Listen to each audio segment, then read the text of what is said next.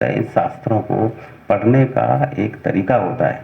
तो ध्यान से जुड़ोगे तो वो समझ पैदा होगी, जब समझ पैदा होगी तो आप में जागृति आएगी और फिर वो काम करोगे जिस करने के लिए मनुष्य का शरीर मिला।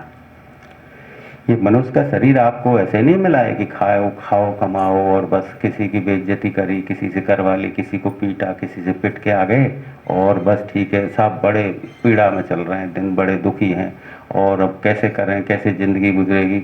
अरे ज़िंदगी तो बड़ी आराम से गुजरती है, बड़े प्रेम से गुजरती है, लेकिन तुम जितना पकड़ते हो उसे ही कम समझते हो, जितना पा लेते हो उसे कम समझते हो। कितना ही तुम्हें मिल जाए, अभी तो हमें मिला ही क्या है, अभी तो कुछ मिला ही नहीं हमें, तो क्या मिलने की आस लगा रखी है तुमने भाई? क्या क्या तुमको मिलेगा जब तुम संतुष्ट होगे? किसी से ही पूछो, कितना ही मिल जाए उसे कि कुछ नहीं, अभी क्या है, वो क्या क्या लेना चाह रहे हो? आदमी जो लेना चाहता है उसका उसे पता ही नहीं, उसको कुछ पता नहीं क्या लेना चाह रहा। आदमी सुख लेना चाह रहा है। अब जितना आदमी के पास है उससे सुख मिला नहीं। वो सोचा तो यही था कि अभी हमारे घर में मोटरसाइकिल आ जाए तो सुखी हो जाएंगे, नहीं समझे? मोटरसाइकिल से सुखी नहीं तो कार आ जाएगी तो सुखी हो जाएंगे, कार भी सुखी नहीं। जो कार वाले हैं ना, वो फिर मॉडलों को तलाश करते हैं कि नहीं नहीं, वो जो जो कार महंगी वाली है उससे सुख आ जाएगा। तो करोड़ करोड़ रुपए की कंपनियों ने कार बना दी, वो करोड़ रुपए की कार में भी सुखी नहीं। फिर वो हवाई जहाज में बैठने लगे तो वो भी सुखी नहीं है। जितना पा लेते हैं लोग, पाते हैं कि इससे तो सुख नहीं मिला है, इससे तो कोई सुखी नहीं है। सुख है कहाँ? सुख बाहर नहीं है, तुम खोजोगे खोज बाहर तो काम चलाने के लिए स्थितियां हैं, केवल स्थितियां हैं काम चलाने के लिए। वो कैसे? तुम्हें जरूरत है कमाओ खाओ, तुम्हें जरूरत है व्यवहार करो, जरूरत नहीं है मत करो, जरूरत है तो करो। अपनी जरूरत को तुम तो जानोगे, तुम्हें कितना पैसा कमाना है, तुम्हें कैसे क्या करना है, ये तुम करो। लेकिन सुख नहीं है बाहर, ये ध्यान रखना। बस ये जो तुम करो इससे सुविधा मिल जाएगी, तुम्हारे शरीर को सुविधा मिलेगी, लेकिन सुख अंदर है तुम्हारे। वो सुख वो तुम्हें वही लिखा है गीता में, वही लिखा है रामायण में, वही वेदों में लिखा है। अब जब उस उद्देश्य का पता लगे, रामायण से, गीता से या वेदों से उस परम उद्देश्य का पता लगे, तो मैं समझता हूँ आपने गीता पढ़ ली, आपने रामायण पढ़ ली और आपने वेद पढ़ ली। और उस परम के उद्देश्य का तो पता लगे नहीं, गीता पढ़ने के बाद भी फिर मंदिर जा रहे हैं कि भगवान हमारे तो लड़की लड़की हो गई, अब एक लड़का दे दो। चलो साहब, चल लड़का चाहे जूते ही मार रहा है, अब किसके लड़के तुम सेवा कर रहे हैं माँ बाप की, ये तो बताओ। तुम ये तो देखो, लड़कियां कुछ करती तो हैं वो तो, लेकिन नहीं, वो तो सब वंश वही चला है। अब तुम्हारी बुद्धि में जो भर गया उसे कौन निकाले?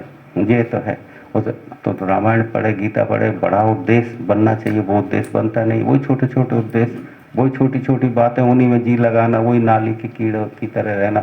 तो ये जब तक जीवन चलेगा, जब तक आप इस तरह से नीचे और जमीनी जो है सोच रखेंगे, तो आप सुख नहीं पा सकते, सुखी नहीं होंगे आप, सुख नहीं आएगा आपके जीवन में। सुख आएगा ही जब जब आप असली जीवन का उद्देश्य समझेंगे। जब जीवन का सच्चा उद्देश्य समझ में आएगा, तब आपको परम के बारे में पता लगेगा। फिर पता लगेगा मनुष्य जीवन किस लिए मिला है। अभी तो अब बच्चों में ही इतने खो जाते हैं, बस पूछो मत कि बच्चों के अलावा है ही नहीं कुछ और। अरे वो अपने आप समझ, तुम ये तो सोचो कि बच्चों को तुम्हारी जरूरत है या तुमको जरूरत पड़ रही है उनकी? तुम लिपट रहे हो उनके, वो लिपट रहे हैं तुम्हारे। तुमने लिपटा लिपटा के ऐसे आदत कर दी उनको का, तुम्हें छोड़ने में दिक्कत आएगी उनको। अब तुमने लिपटा ली है, वो आदत ही ऐसी डाल ली, वो तो पल रहे थे आराम से। देखभाल करो उनको, पालो पोसो, जिम्मेदारी निभाओ। अब तुमको ज्यादा ही लिपटा के उनमें बंधना चाह रहे हो, तो तुम्हारी गलती, उनकी क्या गलती? माया तुम्हें पकड़ती है, तुम माया को पकड़। माया क्या है? माया तुम्हारी सोच से ज्यादा नहीं है, तुम्हारी सोच में है माया। माया यानी पकड़। माया का मतलब पकड़ होता है। जिस चीज की भी पकड़ में तुम आते हो वो है माया, और माया कुछ नहीं। अब तुम किसी भी चीज की पकड़ में आ जाओ। अब ये थोड़ी हो कि तुम मतलब जो है धन की पकड़ में आते हो कि स्त्रियों की पकड़ में आते हो, नहीं। तुम जिस चीज की भी पकड़ में आ गए, बस वो माया बनी, इससे ज्यादा कुछ नहीं। अब ये साधु महात्मा है, वो भी पकड़ में आ जाते हैं। वो पकड़ में आ जाते हैं, वो नहीं आते कि पकड़, वो कमंडल की पकड़ में आ गए। कमंडल खो जाए तो उनकी रात की नींद गायब हो जाए। नहीं समझ।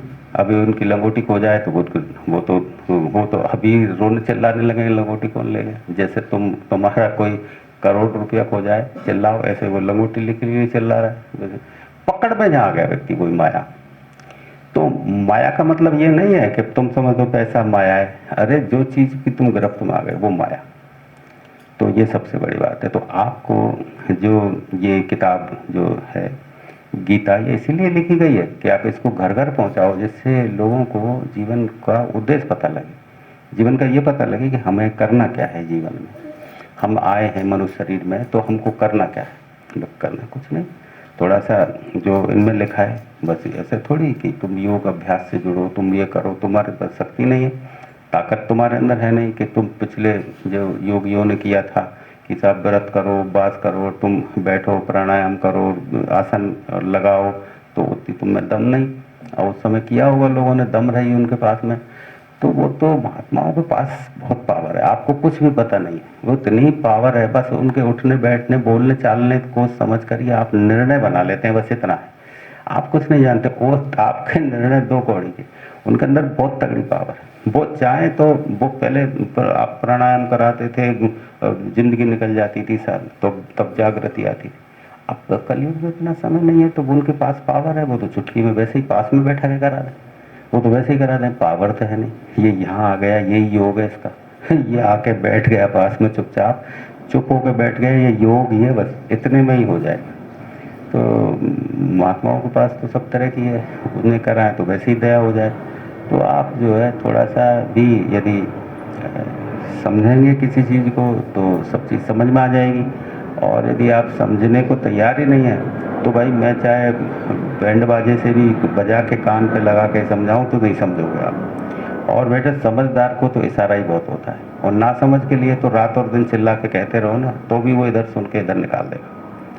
तो समझदार को इशारा का, इशारे से समझ जाए।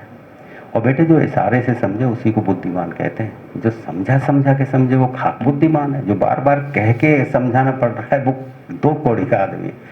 और जो आंखों से समझे, इशारों को समझ जाए, वो होता है बुद्धिमान बेटे।